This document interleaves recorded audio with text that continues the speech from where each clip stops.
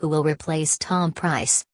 Tom Price hadn't even stepped down when the Washington policy world was buzzing about who is likely to replace him. A half-dozen names are being talked about, including those of several people already serving in the administration.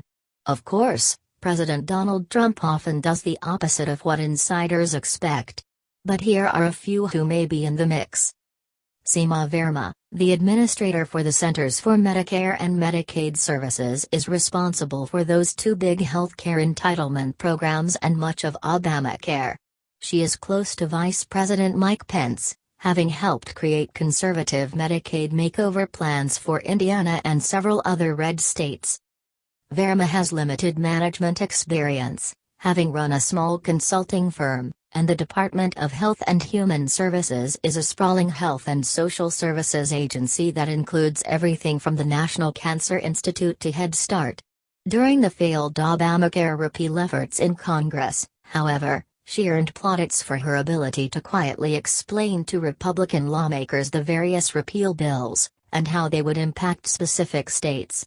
She's already been confirmed by Congress once, by a 55-43 vote.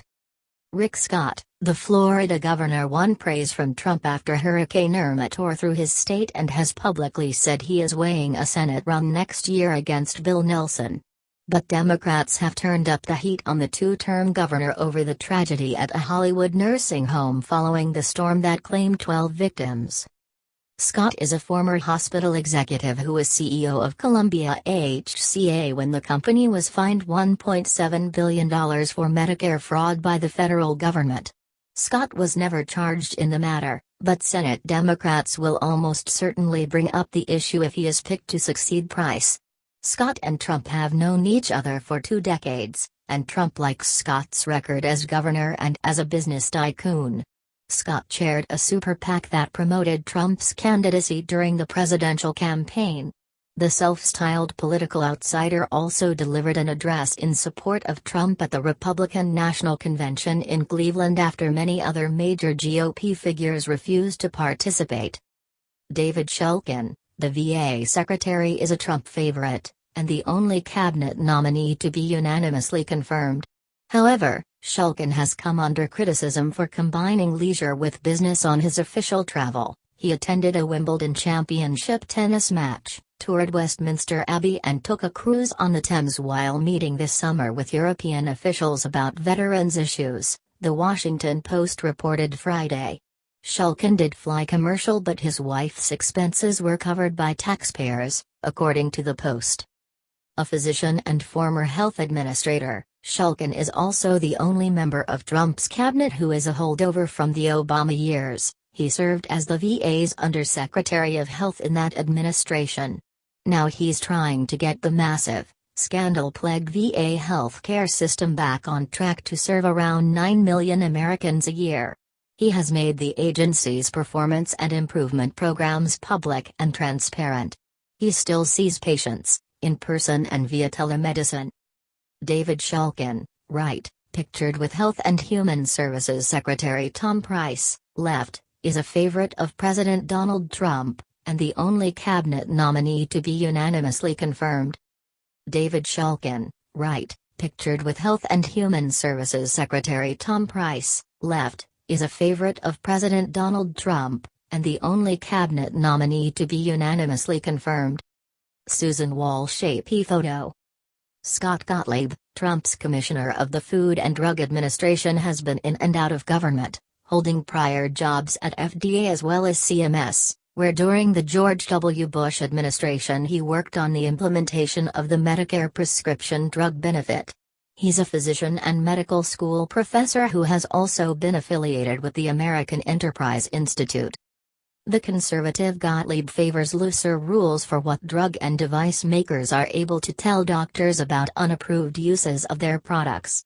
But he has surprised some Democrats with his outreach to FDA career staff who may not share all his views and his transparency.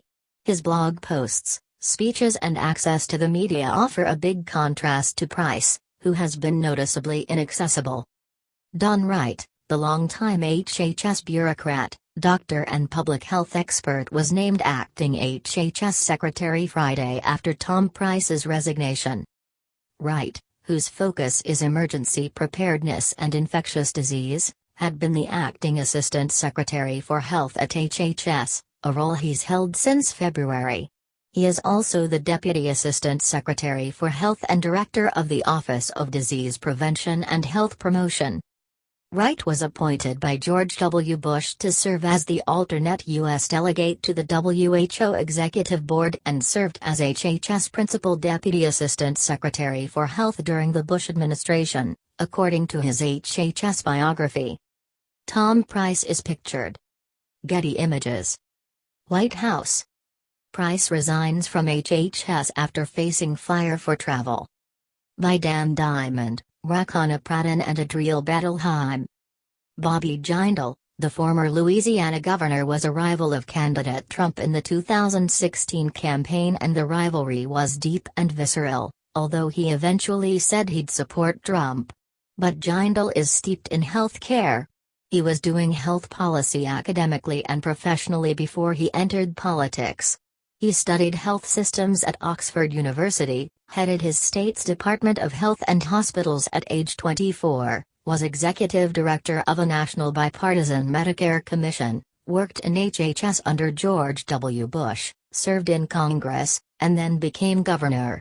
He is deeply conservative, economically and socially, and favors a deregulated free market healthcare system.